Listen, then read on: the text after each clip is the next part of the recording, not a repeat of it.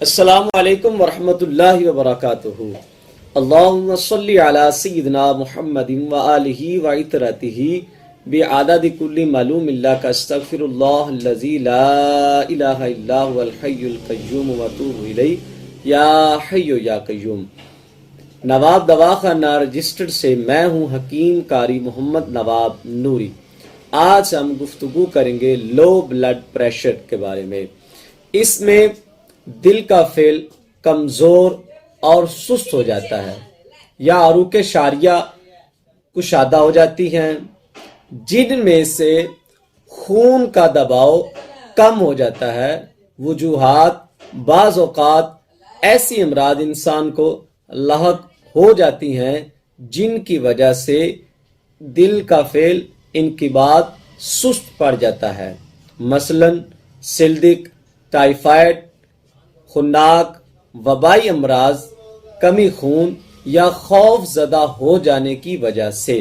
اس کی علامات ہیں کمزوری، سستی، نیند کا غلبہ، متلی، سر چکرانا، سر درد، اعصابی کھچاؤ۔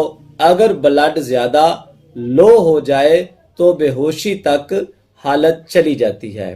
علامات: علاج اس کا نوٹ فرما لیں۔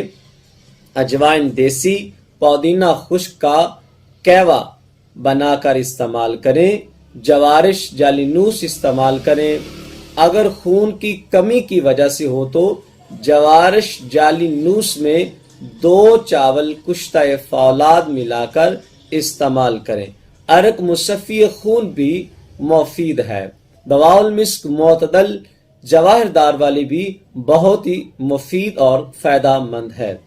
غذائی اس کا علاج ہے انڈا، دودھ، مچھلی، پرندوں کا گوشت، بکری کے گوشت کا شوربہ، کریلے، سیب، انجیر، خوبانی، مغز بادام، مغز اخروٹ، مغز چلغوزہ۔